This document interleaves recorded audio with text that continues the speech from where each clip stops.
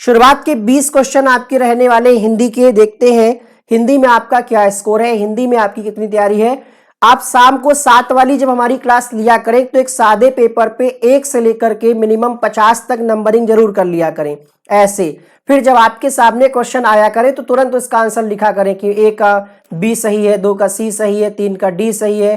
फिर जब हम आंसर बताया करें तो चेक कर लिया करिए, जो गलत हुआ करे उस पर गोला बना दिया करिए, और फिर जिस टॉपिक से गलत हुआ है उसके आगे टॉपिक लिख दीजिए। ये अच्छा तरीका है खुद की तैयारी का आकलन करने का। पहले प्रश्न का आंसर आना स्टार्ट हो चुका है। पूछ रहा है यहां पर तत्भव शब्द कौन सा है। रक्षा जो है, प्राण जो है, विद्या जो है, ये तत्सम शब्द है।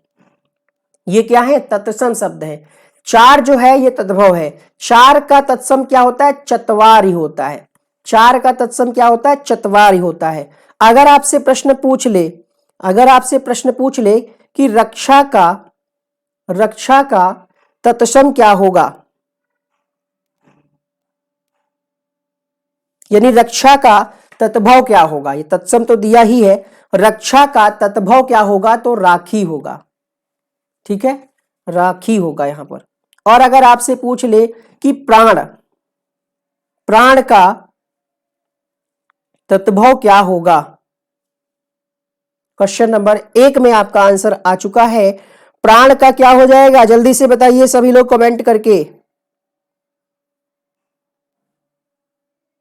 चलिए ये प्रश्न प्राण वाला हम आपके लिए छोड़ते हैं गृह कार्य में। बढ़ते हैं दूसरे प्रश्न के लिए। दूध का धुला होना, इस मुहावरे का सही अर्थ क्या होगा। दूसरे प्रश्न में आपका सही जवाब हो जाएगा निर्दोष होना, अर्थात ऑप्शन नंबर ए इस प्रश्न का अभीष्ट उत्तर होगा। रौद्र रस का स्थायी भाव क्या है। रसों की संख्या 9 मानी गई है और सारे आपके स्थायी भाव जो हैं ये आपके जबान पर रटे होने चाहिए। तो रौद्र रस का स्थायी भाव यहां पर पूछा है, हो जाएगा क्रोध। क्या होगा? क्रोध। श्रृंगार रस का रति होता है, हास्य रस का हास होता है, करुण रस का शोक होता है, वीर रस का उत्साह होता है, शांत रस का निर्वेद होता है। सभी स्थायी भाव आपको रटे होने चाहिए। अगला प्रश्न, अब देखिए अगर प्रश्न की कठिनाई का स्तर पूछे तो अब जो प्रश्न आ सकता है वो कई सारे रस देकर के आपको कूट मिलाने को कह सकता है। ABCD देकर के 1 2 3 4 से सही मिलान करने को दे सकता है। बस इतना अपडेट होगा प्रश्न। ठीक है, ऐसा तो है नहीं कि कोई नया रस इसमें बन जाएगा। जितना आपके सिलेबस में है उसी के हिसाब से क्वेश्चन आएगा। खान पान में कौन सा समास है। KVS की हर सब्जेक्ट की प्लेलिस्ट बनेगी, पहली KVS की थोड़ा सा फुल नोटिफिकेशन आ जाए, एक बार सिलेबस देख लिया जाए क्या है, क्योंकि 2017 में सिलेबस कुछ और था, पैटर्न वही था, लेकिन क्वेश्चन नंबर ऑफ क्वेश्चंस कुछ और थे। 2018 में फिर बदला, तो संभावना है 4 साल हो चुके हैं, कुछ ना कुछ बदलाव देखने को मिल सकता है। तो पूरा नोटिफिकेशन जब देख लिया जाए तब उस पर काम किया जाएगा KVS पर। अभी पिछले पेपर के आधार पर हम चीजें करा रहे हैं। द्वंद्व हो जाएगा खान और पान। इंपॉर्टेंट प्रश्न है, हिंदी साहित्य की लब्ध प्रतिष्ठित कृति बीनू भगत के रचनाकार का नाम। सुदर्शन, मुंशी प्रेमचंद, जयशंकर प्रसाद या फिर अज्ञे। गुड इवनिंग जो लोग अभी अभी एटीट्यूड के साथ क्लास में जुड़ रहे हैं। जल्दबाजी में कोई काम नहीं होगा, ठीक है। क्वेश्चन नंबर 5, बीनू भगत जो है ये अज्ञे की रचना है। किसकी रचना है? अज्ञे की। तब अज्ञे का पूरा नाम क्या है, आप सभी जानते हैं, बताइए।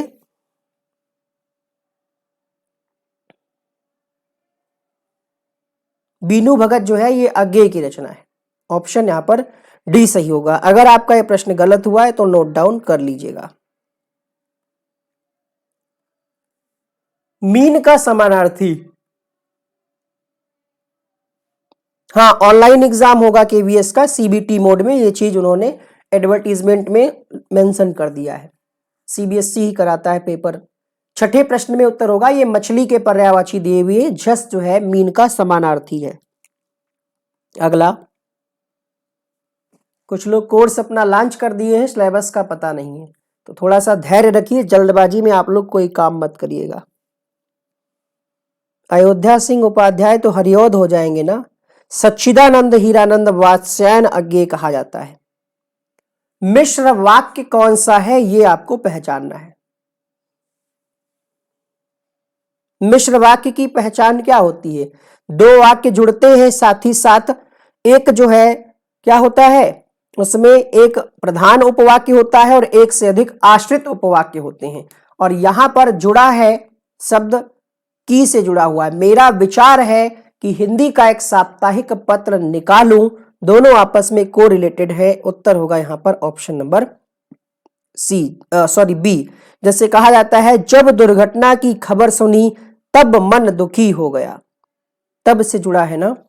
अगला प्रश्न देखिएगा, श्रुतिसम शब्द युग्म की भिन्न अर्थ वाली सही जोड़ी को पहचानिए।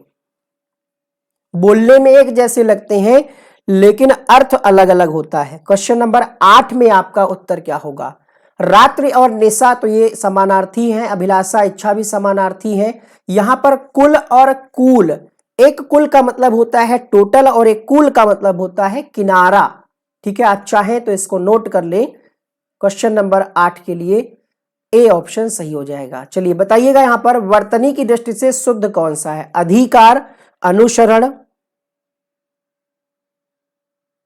नहीं, सीटेट की क्लास कल से स्टार्ट हो जाएंगी। देखिए बहुत सारी चीजें हैं, अब क्या बताएं, सीटेट पे हम काम नहीं कर पाए, बट प्रीवियस ईयर का आपका टाइप हो रहा है मटेरियल, हिंदी और ईवीएस टाइप हो जाएगा। संडे के बाद आपको ये हिंदी और ईवीएस मैराथन क्लासेस से कवर करा देंगे, नाराज मत होइए। Thank you आपसीन। संडे से आपकी ईवीएस सीटेट की क्लासेस होंगी बेहतरीन तरीके से। एक बार लाइक कर दीजिएगा, धन्यवाद जिन लोगों ने लाइक कर दिया है। इस प्रश्न में आप देख पा रहे होंगे कि अधिकार लिखा हुआ है, ये गलत है, अनुसरण भी गलत है, आगामी होता है, अध्ययन सही लिखा हुआ है। तो पूरा पीडीएफ गड़बड़ हो गया क्या?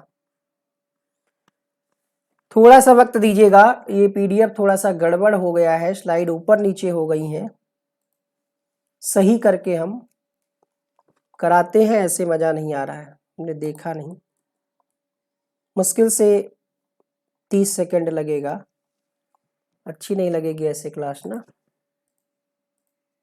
आंसर करिए तब तक आप इस प्रश्न का।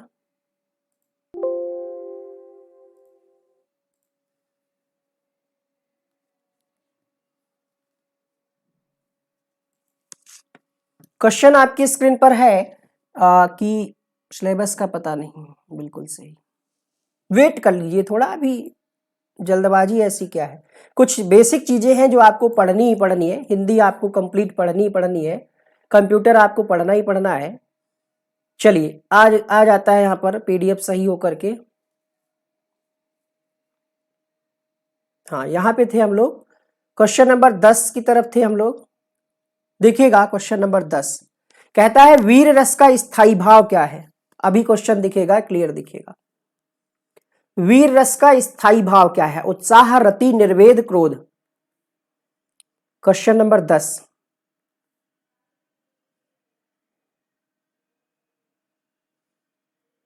आंसर हो जाएगा यहां पर उत्साह, ऑप्शन नंबर फर्स्ट। अगला प्रश्न है, देव प्रसन्न होकर मनुष्यों को वर देते हैं, देव शब्द का बहुवचन क्या होगा? देवगण, देवजन, देवलोक, देवरन। थोड़ा सा स्पीड में करेंगे। क्वेश्चन नंबर 11, देव का बहुवचन हो जाता है देवगण, ऑप्शन नंबर ए। दृश्य बहुत ही मनोरम था, मनोरम क्या है? गुणवाचक विशेषण, परिमाणवाचक विशेषण,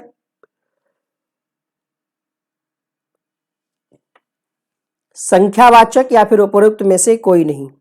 क्वेश्चन नंबर 12 की अगर हम बात करें,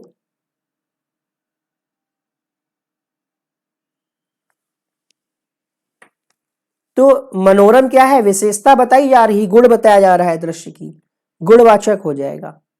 अशुद्ध वाक्य कौन सा है? मैंने उससे बात की थी, सूर्य पूर्व में उगता है, यह बात हर कोई जानता है, तुम्हारे से कोई काम नहीं हो सकता। अलग ही आपको दिख रहा होगा, तुम्हारे से नहीं होगा, यहां पर होगा आपसे कोई काम नहीं हो सकता। डी ऑप्शन यहां पर अशुद्ध है।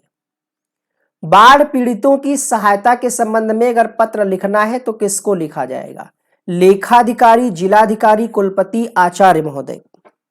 अब अगर किसी जिले में बाढ़ की समस्या है तो वो मामला जाएगा जिलाधिकारी को। अगला प्रश्न, जंगम का विलोम क्या होगा? स्थावर, विपन्न, प्रलय, स्थैर्य। आज टोटल नंबर आप क्वेश्चंस हैं आपके 20 हिंदी के, 20 साइंस के, 20 पेडागोजी के ऑल सब्जेक्ट के बेस्ड ऑन केवीएस और 10 क्वेश्चन आपके कंप्यूटर के। टोटल नंबर आप क्वेश्चन 70 हैं। बहुत जल्द आपके लिए हिंदी टॉपिक वाइज शुरू की जा रही है थ्योरी की क्लास, तो वेट करिए, आपकी हिंदी कंप्लीट फ्री में कराई जाएगी। जंगम का होगा स्थावर, ठीक है, जंगम का क्या होगा? स्थावर। ऑप्शन नंबर ए यहां पर सही होगा। पुस्तक पढ़ी जाती है, इसमें कौन सा वाच्य है?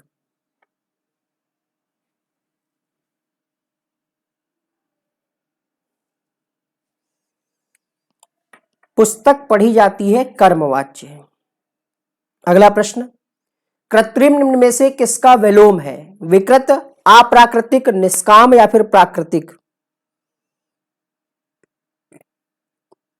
क्वेश्चन नंबर 17 उत्तर होगा यहां पर प्राकृतिक, ऑप्शन नंबर डी। अगला प्रश्न देखिएगा, क्वेश्चन नंबर 18, अनिल अनल का सही अर्थ देने वाला शब्द युग्म कौन सा है?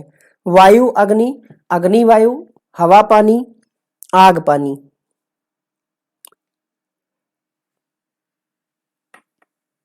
अनिल मतलब हवा और अनल मतलब आग या अग्नि। तो 18वें प्रश्न में आपका पहला ही विकल्प सही हो जाएगा। वकील किस भाषा का शब्द है? फारसी, अरबी, तुर्की, पुर्तगाली। 19वां प्रश्न, वकील किस भाषा का शब्द है?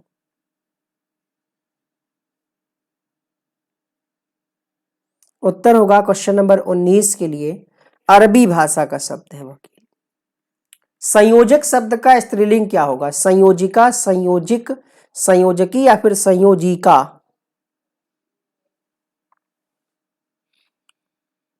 क्वेश्चन नंबर 20 में आपका आंसर होगा यहां पर संयोजिका। तो 20 में आपके 19 से अगर कम सही है तो हिंदी आपको पढ़ने की आवश्यकता है नहीं। पीहू सिंह राजपूत, रिकॉर्डेड क्लास कहाँ है? लाइव क्लास चल रही है, कमेंट भी हम आपके देख पा रहे हैं। साइंस के 20 क्वेश्चन आज हमने रखे क्योंकि केवीएस की परीक्षा में 20 प्रश्न साइंस से आते हैं, उसमें कम से कम 5 प्रश्न न्यूमेरिकल भी आते हैं एनसीईआरटी कक्षा 6, 7, 8 की किताब से। बट आज की क्लास में हमने न्यूमेरिकल नहीं रखे हैं क्योंकि अभी आपने पढ़ा नहीं होगा इसका बेसिक। न्यूमेरिकल वाले आप प्रश्न हल नहीं कर पाएंगे क्योंकि इसमें फार्मूले होते हैं, थ्योरी आपको उसकी पढ़नी पड़ेगी। तो फिलहाल 20 प्रश्न थोड़ा सा आसान होंगे, फिजिक्स, केमिस्ट्री, बायोलॉजी के मिक्स क्वेश्चन होंगे। सुपर टेट में साइंस के 10 क्वेश्चन ही आते हैं। 20 में 20 सही हुआ, बहुत बढ़िया। 17, 18 जिनका सही है, ठीक है आशीष। क्वेश्चन 2-3 रिपीट हो गए होंगे मे बी। अलेक्जेंडर फ्लेमिंग ने किसकी खोज की थी? एक्सरे, टेलीफोन, पेनिसिलिन या फिर एस्ट्रोमाइसिन?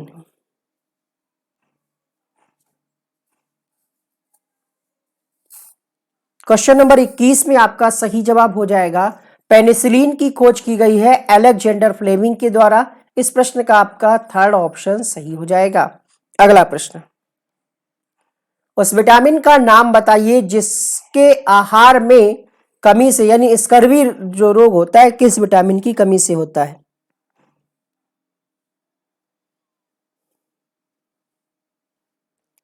क्वेश्चन नंबर 22, विटामिन सी की कमी से होता है स्कर्वी रोग।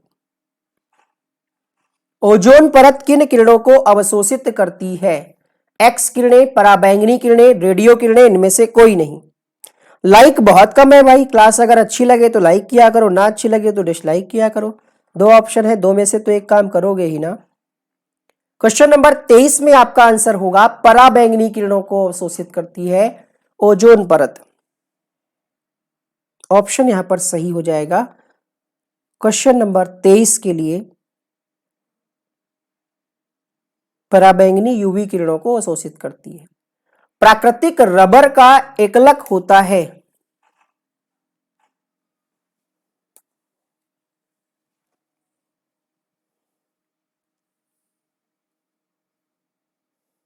बताइए, नियोप्रिन, आइसोप्रिन, आर्लॉन, इनमें से कोई नहीं।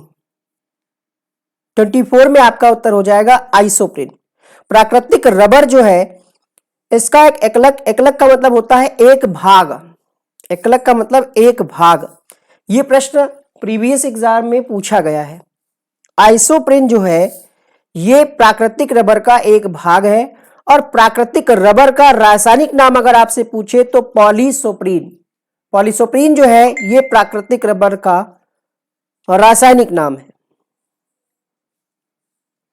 यहां पर जो ऑप्शन दिया है नियोप्रिन, ठीक है, नियोप्रिन का जो प्रयोग होता है ये कपड़े उत्पादन में भी, मतलब जब कपड़े बनते हैं तो वहां पर भी इसका कुछ प्रयोग किया जाता है।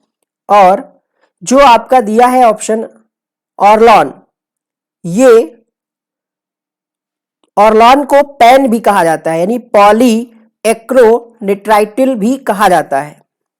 ध्यान रखिएगा यहां पर। अगला प्रश्न देखिए, देखिए अगर आपने साइंस नहीं पढ़ी है काफी दिन से तो ये ऐसे प्रश्न आपको ऊपर से ही निकल जाएंगे।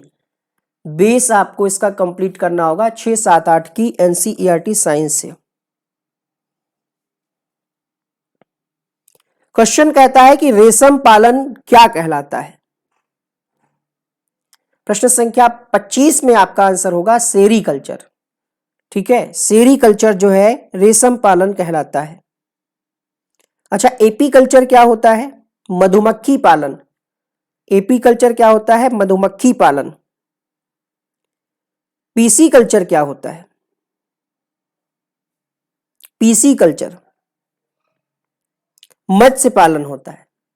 नोट करिएगा, मत्स्य पालन, रेशम पालन, मधुमक्खी पालन। एक प्रश्न यहां से आपकी परीक्षा में छप सकता है इस पैटर्न का। अगला प्रश्न देखिए, निम्नलिखित में से कौन सा परमाणु एटम का भाग नहीं है?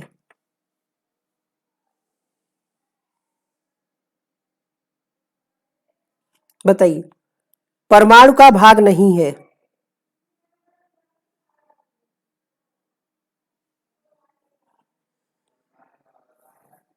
फोटान नहीं होता है,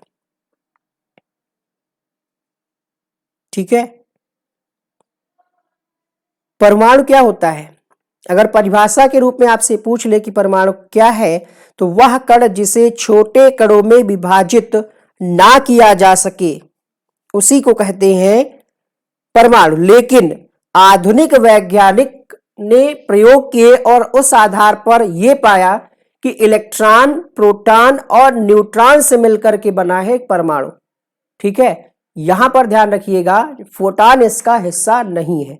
ये सब बहुत बेसिक चीजें हैं, यहां पर ऑप्शन में दे दिया तो आपको लग रहा है मिलते जुलते नाम भी दे दिए, बट एनसीईआरटी में बहुत बेसिक चीजें हैं ये साइंस की। फेरिक ऑक्साइड में लोहे की संयोजकता कितनी है? नहीं, टीजीटी पीजीटी के लिए आपको अलग से तगड़ी तैयारी करनी पड़ेगी, ऐसे हल्के फुल्के में काम नहीं चलेगा। 8 घंटे पढ़ना पड़ेगा और निश्चित आपको सिलेबस देख करके पढ़ना है, इधर उधर कुछ नहीं, वरना यूट्यूब पे भटकते रहेंगे। उसके लिए आपको सही मार्गदर्शन की जरूरत है, देखना है कि बेस्ट कौन दे रहा है। फेरिक ऑक्साइड में लोहे की संयोजकता की अगर बात करें तो +3 संयोजकता होती है। यह आपका केमिस्ट्री से प्रश्न है, ठीक है। अगला प्रश्न देखिए, फेरिक ऑक्साइड की अगर हम बात करें तो आपसे यहां पर पूछा जा सकता है कि इसको हम प्रतीक, इसका सूत्र क्या है, तो FePO4, ठीक है। ये होता है फेरिक फॉस्फेट। FePO4 क्या होता है? Ferric phosphate. और जो आपका फेरिक ऑक्साइड है इसमें आपसे पूछा जा रहा है कि लोहे की संयोजकता कितनी होती है, तो हमने आपको बताया +3। आगे बढ़ेंगे अगले प्रश्न के लिए। फेरिक ऑक्साइड का अगर आपको सूत्र जानना है तो लिखिएगा Fe2O3, ये फेरिक ऑक्साइड, ठीक है, फेरिक ऑक्साइड। यही तो आपसे पूछ रहा है कि लोहे की संयोजकता, तो यहां पर 3 है। क्लियर? अगला प्रश्न देखिए, और इसका प्रयोग किया जाता है जो त्वचा की रक्षा करने के लिए, जो बहुत सारे ट्यूब वगैरह आते हैं, ठीक है, उसमें फेरिक ऑक्साइड पाया जाता है Fe2O3। और ये आपसे प्रश्न बन जाता है कि ये कार्बनिक यौगिक है या फिर अकार्बनिक यौगिक है, तो ये अकार्बनिक यौगिक है। अगला प्रश्न देखिए, इंडेन गैस यानी जो आपकी गैस होती है एलपीजी, ये किसका मिश्रण है?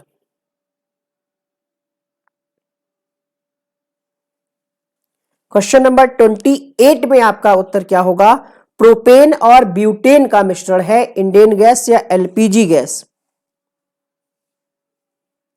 थोड़ी मात्रा में इसमें इथेन भी होती है, नाम मात्र, थोड़ी मात्रा में इसमें इथेन भी होती है। ऑप्शन के अकॉर्डिंग बी ऑप्शन सही होगा। लिटमस प्राप्त किया जाता है शैवाल से, लाइकेन से, कवक से, जीवाणु से।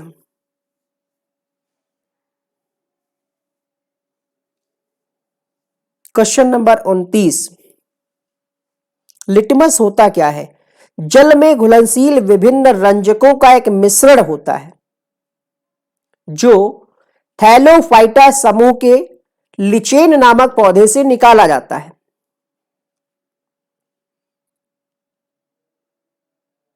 किससे प्राप्त होता है? लाइकेन से, ठीक है। बैंगनी रंग का एक घोल होता है, प्राकृतिक रूप से यह लाइकेन से प्राप्त किया जाता है। अगला प्रश्न, निम्नलिखित ईंधनों में से कौन सा न्यूनतम वायु प्रदूषण करता है? मिट्टी का तेल, कोयला, डीजल, हाइड्रोजन।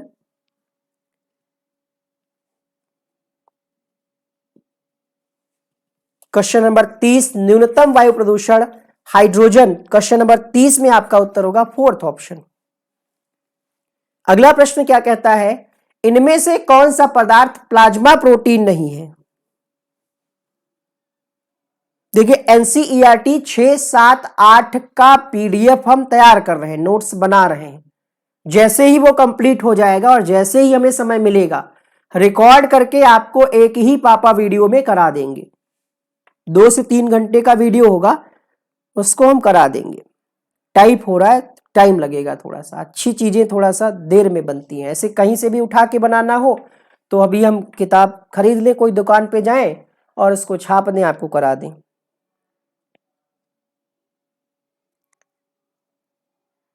सोनी सिंह, बिल्कुल देखना पड़ेगा हमें हिंदी का टीचर टीजीटी के लिए।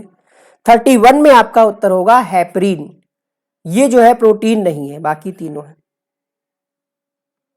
अगला प्रश्न, निम्नलिखित में से कौन सा एक एंजाइम है? क्वेश्चन नंबर 32,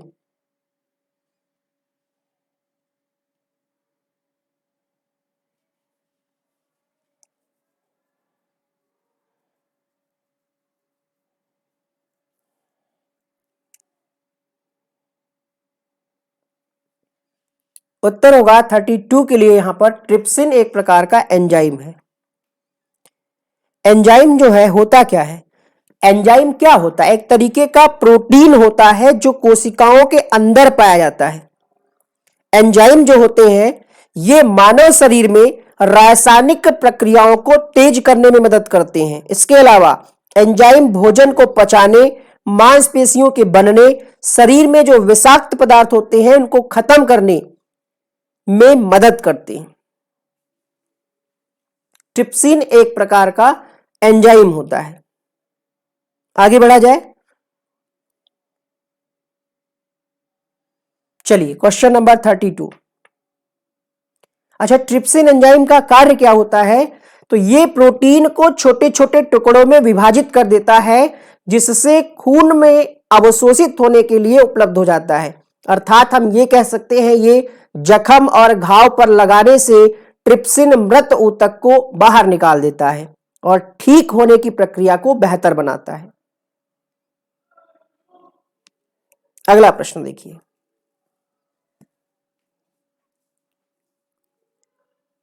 ट्रिप्सिन कैसे बनता है? पैनक्रियाज द्वारा निर्मित होता है।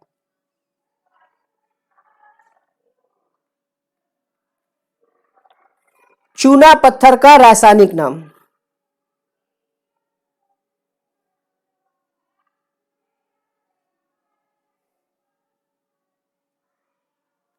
Calcium carbonate. Calcium carbonate. Sodium chloride तो NaCl होता है, नमक।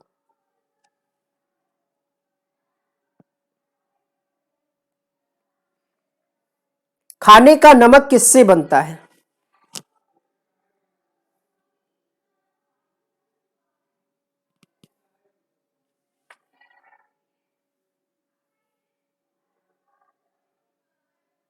मजबूत अम्ल और मजबूत क्षार से।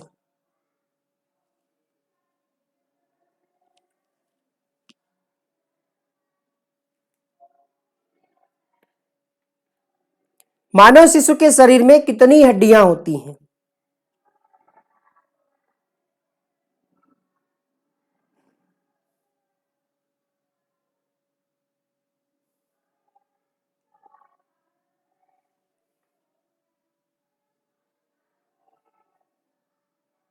270। एक औसत वयस्क मनुष्य के कंकाल में हड्डियों की संख्या कितनी है?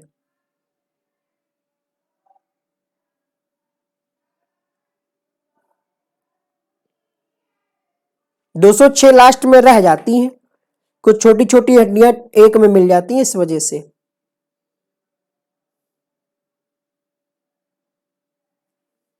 क्वेश्चन नंबर 36 में आपका विकल्प होगा, देखिए यहां पर आपसे मानव शिशु में पूछ रहा है, 208 नहीं लगाएंगे आप, 270 लगाएंगे। अगला प्रश्न क्या कहता है? कंकाल में हड्डियों की कुल संख्या कितनी होती है?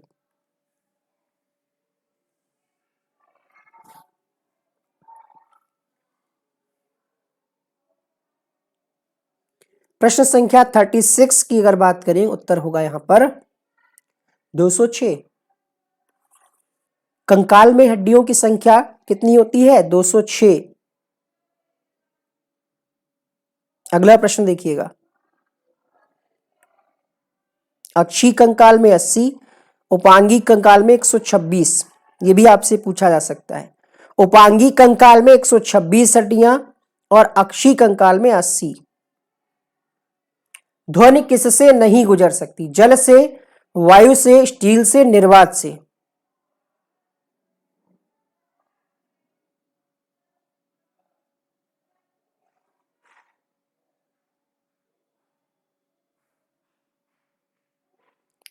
थर्टी 37 में आपका आंसर होगा, निर्वात से ध्वनि नहीं गुजर सकती।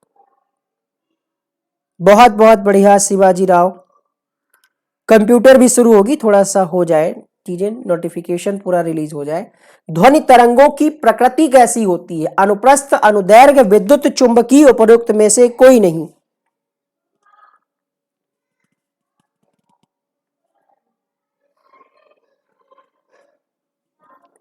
क्वेश्चन नंबर 38, निर्वात जानते हैं क्या होता है? वैक्यूम कह सकते हैं, वायु रहित कह सकते हैं। क्वेश्चन नंबर 38, ध्वनि तरंगों की प्रकृति कैसी होती है?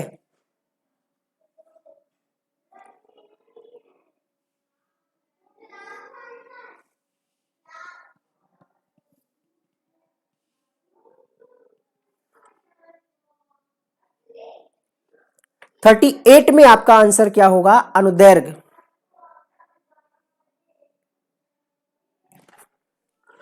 ठीक है, अनुदैर्घ्य जो है ये श्रव्य संवेदना पैदा करती है और इन्हीं को हम ध्वनि तरंगे कहते हैं। अगला प्रश्न, वातावरण का वह क्षेत्र जिसमें ओजोन परत उपस्थित रहती है क्या कहलाता है?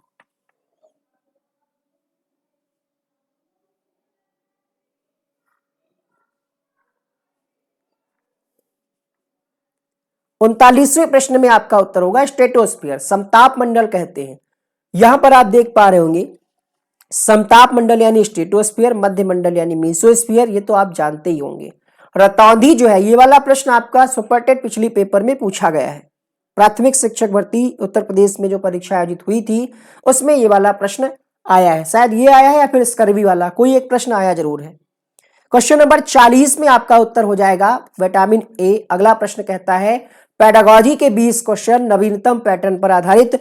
अब यहां पर बच्चे पूछते हैं कि किस सब्जेक्ट की पेडागॉजी, तो आल सब्जेक्ट की। इसमें हिंदी की भी आ सकती है, गणित की भी आ सकती है। पहला प्रश्न यहां पर, और जेंडर बायस से कल एक क्वेश्चन हमने आपको कराया भी था 2018 वाले पेपर में। अगर आपने 2018 का पेपर हल नहीं किया है तो जरूर आप उसको देखिएगा। क्वेश्चन नंबर 41 में आपका उत्तर होगा लैंगिक रूढ़वाद, है ना, कि पुरुष दिमाग से सोचते हैं, महिलाएं हृदय से सोचती हैं, तो ये भेदभाव को दर्शा रहा है। ऑप्शन नंबर 2 इस प्रश्न का अभीष्ट उत्तर होगा। एक प्रगतिशील कक्षा में निम्न में से कौन सी मूल्यांकन विधि का इस्तेमाल नहीं होता होगा? अध्यापक द्वारा मननशील जनरल का इस्तेमाल, स्व मूल्यांकन, समकक्षी मूल्यांकन, ये भी होगा। केवल मानक निर्देशित कह रहा है। देखिए ये सही है मननशील, लेकिन केवल मानक वाला नहीं होगा, स्टैंडर्ड ही केवल नहीं होगा।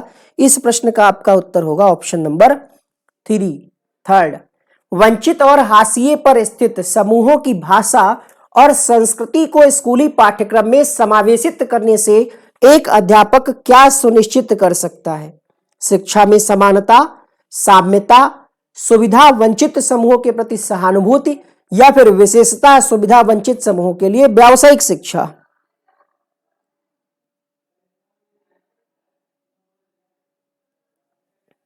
देखिए इक्विटी और इक्वलिटी दोनों चीजें अलग होती हैं। हमें क्या करना है, वंचित और हाशिए पर जो बच्चे हैं, पिछड़े हैं किसी भी कारण से, उनको भी हमें अगर लाना है सबके बराबर, तो ये जो प्रक्रिया है इसको हम कहते हैं शिक्षा में साम्यता, इक्विटी कहते हैं इसको।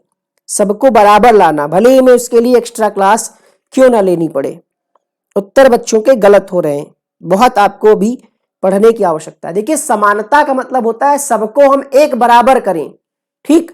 जैसे आपके पास, मतलब मान लेते हैं आपके पापा, ठीक है, उनके पास 1000 रुपए हैं और उनके 4 बच्चे हैं।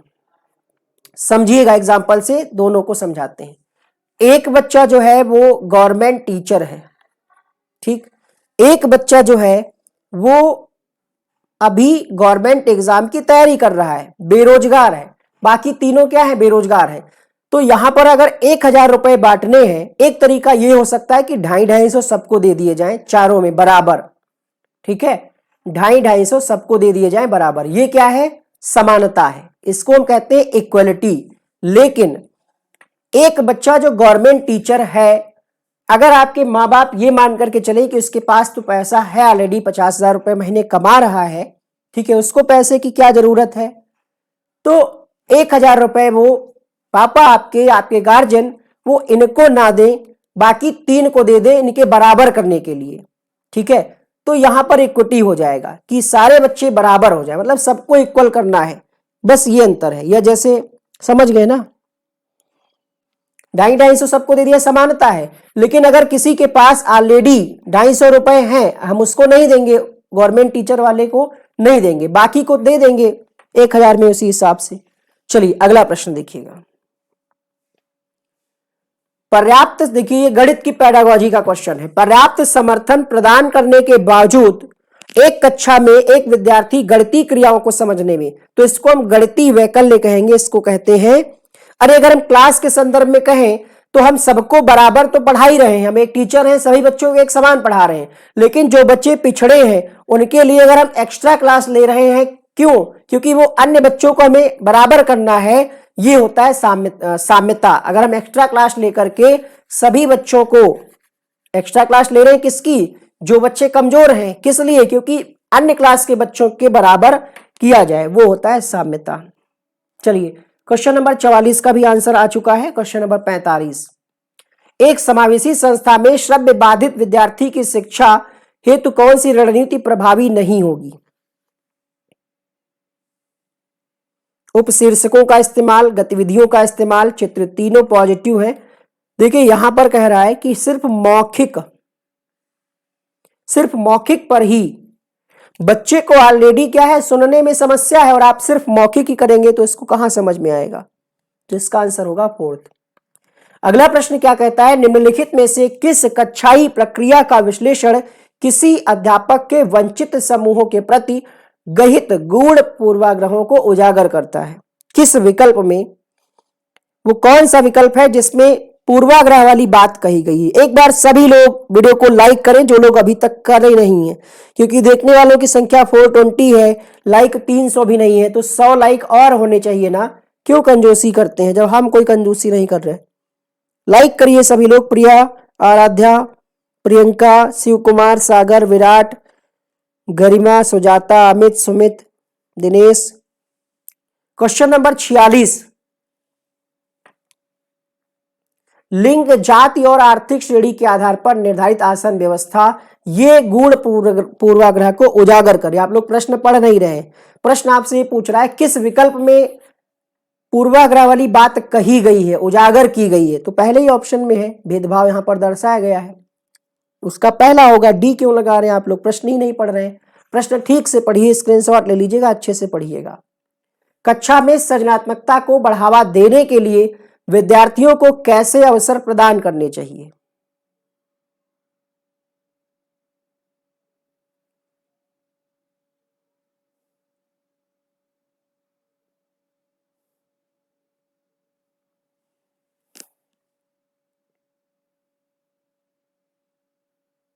उत्तर होगा क्वेश्चन नंबर 47 के लिए यहां पर मौलिक खोज और सोच को बढ़ाने वाले। अगला प्रश्न है क्वेश्चन नंबर 48, एक संरचनात्मक कक्षा में बच्चों की संज्ञानात्मक सहभागिता को किस प्रकार सुसाधित किया जा सकता है? वार्तालाप द्वारा, अध्यापक के संवेगों द्वारा, परस्पर संबंधों द्वारा, अनुशासन बाह्य रूप से। तो बाहरी अनुशासन की आवश्यकता नहीं होगी, ठीक है। वार्तालाप, संवेग, परस्पर संबंध, अर्थात यहां पर तीसरा ऑप्शन सही हो जाएगा। अगला प्रश्न क्वेश्चन नंबर 49, बच्चों की असफलता अक्सर विद्यालय की असफलता होती है, निम्न में से कौन सा कथन इस वाक्य का समर्थन करता है? क्वेश्चन नंबर 49,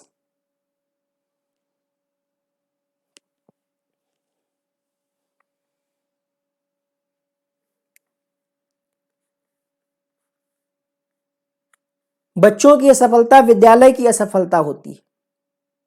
पहला कह रहा है स्कूलों का अस्तित्व विद्यार्थियों के सामर्थ्य में विभेदीकरण करने के लिए है, ये तो समर्थन नहीं कर रहा है, यहां पर इसका कोई संबंध ही नहीं है।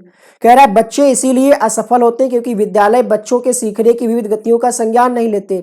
यहां पर थर्ड सही हो जाएगा, बच्चे इसलिए असफल यानी फेल होते हैं क्योंकि हर विद्यालय में वो चीजें जो बच्चों की जरूरत होती हैं हर विद्यालय वो अफोर्ड नहीं कर सकता, वो उनकी आवश्यकताओं की पूर्ति नहीं कर पाता, तो बच्चे फेल हो जाते हैं। शिवम चौहान, बहुत बहुत आशीर्वाद। तैयारी करिए, केवीएस में आपका सिलेक्शन होना ही है, बहुत उम्मीदें हैं। क्वेश्चन नंबर 49, तीसरा ऑप्शन यहां पर सही होगा। किसी संप्रत्यय के प्रासंगिक और अर्थपूर्ण होने के लिए क्या आवश्यक है?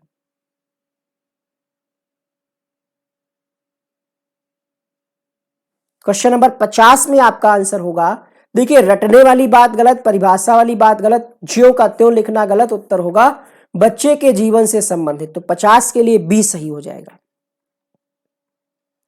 एक कक्षा में बच्चों के असफलता के डर को, भय को क्यों दूर करना जरूरी है? यानी बच्चा अगर फेल होने से डर रहा है तो इसको दूर करना क्यों जरूरी है? क्योंकि अध्यापक बच्चों के भय को संभाल नहीं सकता, मतलब आप टीचर हैं तो आप बच्चों के डर को संभाल नहीं पाएंगे, खुद ही डर जाएंगे। क्वेश्चन नंबर 51 में आपका उत्तर क्या होगा? नहीं, जिम्मेदारी नहीं ले सकता, गलत।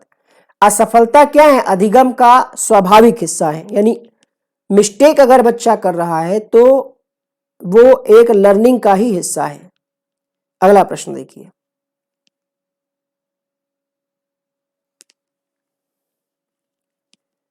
अक्सर यह तर्क दिया जाता है कि पुरस्कार देना अधिगमकर्ताओं को अभिप्रेरित करने का उत्तम तरीका नहीं है, क्यों? देखिए पुरस्कार दे रहे हैं तो बच्चा लगातार जब उसको पुरस्कार मिलने लगेगा तो वो खुद से नहीं पढ़ेगा, उसका खुद का इंटरेस्ट कम हो जाएगा, बल्कि वो पुरस्कार के लिए पढ़ेगा, अर्थात आंतरिक प्रेरणा क्षीण हो जाएगी, खुद का इंटरेस्ट खत्म हो जाएगा। Error is also part of learning.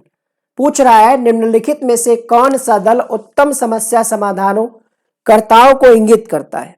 देखिए, समस्या समाधान करता कौन कर पाएगा? अभिसारी चिंतन तो होगा नहीं, अपसारी चिंतन हो, सृजनात्मकता हो जिसमें। क्वेश्चन नंबर 53 में आपका ऑप्शन सही होगा पहला, सृजनात्मकता, अपसारी चिंतन।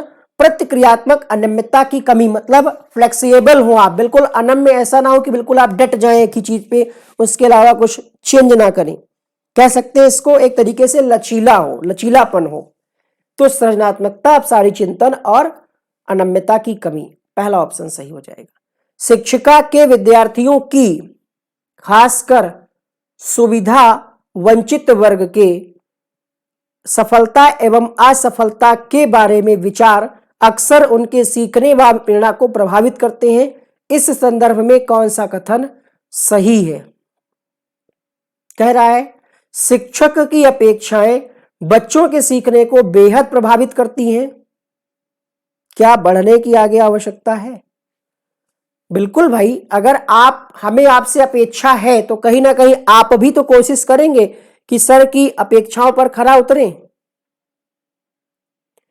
देखिए, ग्रेजुएशन वाला जो डाउट है उस पर हमने वीडियो बनाया है, वनडे एग्जाम स्टडी 2.0 पर जाकर के देख सकते हैं। 51 वाला क्वेश्चन समझने की आवश्यकता है कि बच्चों में जो डर है उसको दूर करना क्यों जरूरी है। क्योंकि बच्चे अगर गलतियां करते हैं, डरते हैं, ये कह रहा है कि असफलता के भय को दूर करना क्यों जरूरी है। तो ऐसा तो नहीं है कि भय को हम संभाल नहीं सकते, जिम्मेदारी नहीं ले सकते, ठीक है, या जो बच्चे डरते हैं वो फेल ही होते हैं। क्योंकि असफलता यानी मिस्टेक यानी गलतियां जो बच्चा करता है स्वाभाविक है। आप पढ़ रहे हैं क्लास में, कहीं ना कुछ गलती तो कर रहे होंगे ना, वही है। शिक्षिका कक्षा में सकारात्मक रूप से सीखने का वातावरण किस प्रकार सुनिश्चित कर सकती है? विभेदीकरण करके, पुरस्कार एवं सजा का प्रयोग, निगेटिव गलत। एक तय वाला मतलब फिक्स टाइम हो गया, टाइम टेबल गलत। उत्तर होगा प्रक्रिया का हिस्सा बन करके, तीसरा ऑप्शन 55 के लिए। क्या एक शिक्षक को कक्षा में सत्ताधारी व्यक्ति के रूप में देखा जाना चाहिए? हाँ या नहीं, पहले ये तय करिए। तो ये तो आप इतने दिन से पेडागोजी पढ़ चुके हैं, ठीक है, इतना तो आपको आइडिया होगा ही, ठीक है। सत्ताधारी के रूप में हाँ तो होगा नहीं, नहीं, क्योंकि अगर टीचर सत्ताधारी हो गया, ठीक है, तो बच्चे क्या है फिर अपने डाउट को क्लियर नहीं कर पाएंगे, प्रश्न पूछने में हिचकेंगे, उनकी जो कॉन्सेप्ट यानी जो समझ है, सांप्रदायिक स्पष्टता है, उसमें कमी रह जाएगी। इसलिए टीचर सत्ताधारी नहीं होना चाहिए। तीसरा विकल्प, कक्षा में परिचर्चा के दौरान एक शिक्षिका को विद्यार्थियों के गलत उत्तर सही करने चाहिए। Question number 57।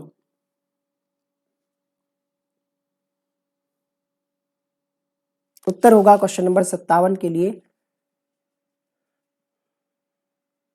तुरंत नहीं करना है, ठीक है।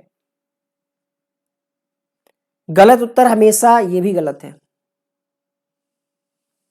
तुरंत सुधारना। देखिए, तुरंत नहीं सुधारना, बच्चों को मौका देना है, प्रोत्साहित करना है, ठीक है, अभिव्यक्त करने के लिए, और बिना गलत होने के भय के लिए हमें बच्चों को प्रोत्साहित करना है कि बेटा तुम प्रयास करो, ठीक है, आप खुद ही गलतियों को सीख जाओगे, सुधार कर पाओगे। तुरंत संशोधन नहीं करना है। और अगर बच्चा गलती कर रहा है तो इसका मतलब ये नहीं है कि वो संज्ञानात्मक रूप से अपरिपक्व है या फिर उसका कॉन्सेप्ट क्लियर नहीं। ऑप्शन बी सही होगा। राष्ट्रीय शिक्षा नीति 2020 किस पर बल देती है? परीक्षा के लिए पढ़ना? बिल्कुल नहीं। स्मरण आधारित? बिल्कुल नहीं। संप्रति समझ, कॉन्सेप्ट आपका क्लियर हो। ऑप्शन यहां पर फोर्थ सही होगा। क्वेश्चन नंबर 59, पियाजे के सैद्धांतिक दृष्टिकोण से नई सूचनाओं को अपनी मौजूदा ज्ञान में शामिल करने को क्या कहते हैं? समायोजन, समाजीकरण, आत्मसातकरण, संगठन। क्वेश्चन नंबर 59 उत्तर होगा यहां पर, जब कह रहा है नई सूचनाओं को मौजूदा ज्ञान में शामिल करना, यानी चीजों को ऐड करना, एसिमिलेशन। जब कहता है संशोधन या बदलाव, तब होता आपका उत्तर समायोजन। एक प्राथमिक कक्षा में शिक्षक को छात्रों को प्रश्न पूछने के लिए बहुत बार ये प्रश्न पूछा गया है, हमने सोचा एक आध प्रश्न थोड़ा सा इजी भी डाल दें लास्ट में। तो अनुमति सजा गलत है, प्रोत्साहित करना सही है, पहला ऑप्शन सही हो जाएगा। जल्दी से कंप्यूटर के 10 क्वेश्चन कर लेते हैं। रोम मेमोरी, रीड ओनली मेमोरी इसका फुल फॉर्म ही होता है। रीड ओनली मेमोरी यानी केवल पढ़ने के लिए। रीड मतलब क्या हुआ, पढ़ना, तो पहला ऑप्शन सही हो जाएगा। कंप्यूटर की स्थायी स्मृति को क्या कहते हैं? रैम, रोम, सीपीयू, सीडी रोम। 62 नंबर का प्रश्न, रोम, रीड ओनली मेमोरी। रैम का तात्पर्य क्या है? हालांकि इतना आसान प्रश्न आपकी परीक्षा में नहीं आएगा, ये बात हम आपको बताए दे रहे हैं, बट स्टार्टिंग में आसान करा रहे, धीरे धीरे जैसे जैसे नंबर आप क्लासेस बढ़ेंगी धीरे धीरे क्वेश्चन की कठिनाई भी बढ़ाएंगे। एकदम से अगर हम कठिन क्वेश्चन करा दें तो फिर आप बिल्कुल पढ़ाई करना ही छोड़ देंगे, आप कहेंगे हमसे ना हो पाएगा। रैम का फुल फॉर्म क्या होगा? Random access memory. 63 के लिए ऑप्शन नंबर बी। आउटपुट युक्ति नहीं है, आउटपुट इनपुट से आपकी परीक्षा केवीएस 2018 में सुपर टेट में भी प्रश्न आउटपुट इनपुट डिवाइस से पूछा गया है। क्वेश्चन नंबर 64, डिजिटल कैमरा जो है ये आउटपुट नहीं है, इनपुट। इससे आप फोटो खींचते हैं, इनपुट हो गया ये नहीं। केवीएस में कंप्यूटर 10 प्रश्न आते हैं, सुपर टेट में 5 आते हैं। वर्ड प्रोसेसर स्प्रेडशीट किसका उदाहरण है? ऐसे प्रश्न आपके केवीएस में पूछे जाते हैं। 65 में आपका उत्तर होगा ऑप्शन नंबर बी, ये एक प्रकार का एप्लीकेशन सॉफ्टवेयर है। कोबोल क्या है? कोयले की राख है, कंप्यूटर भाषा है, नई तोप है, विशेष गेंद है। 66 में आपका उत्तर होगा कंप्यूटर की भाषा है कोबोल, कंप्यूटर की भाषा नहीं है। बेसिक सी, फास्ट फोर्ट्रॉन। 67 में आपका क्या उत्तर होगा?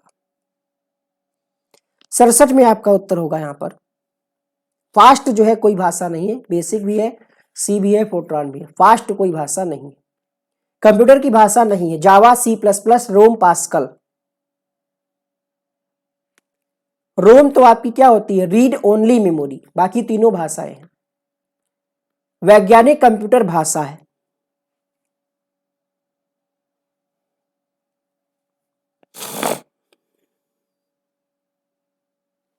जिन लोगों ने केबीएस 2018 वाला पेपर का जो सॉल्यूशन हमने कराया नहीं देखा तो उसको देखिएगा, यहीं पर हम लिंक लगा देंगे, क्लिक करके आप देख लीजिएगा। वैज्ञानिक कंप्यूटर भाषा है फोर्ट्रॉन। अंतिम प्रश्न, कंप्यूटर में पासवर्ड किससे सुरक्षा करता है? ये प्रश्न आपके लिए छोड़ते हैं होमवर्क। इसका उत्तर आप लिखिएगा कमेंट बॉक्स में कि पासवर्ड हम क्यों लगाते हैं, इससे क्या बेनिफिट मिलता है, कमेंट बॉक्स में अवश्य लिखिए।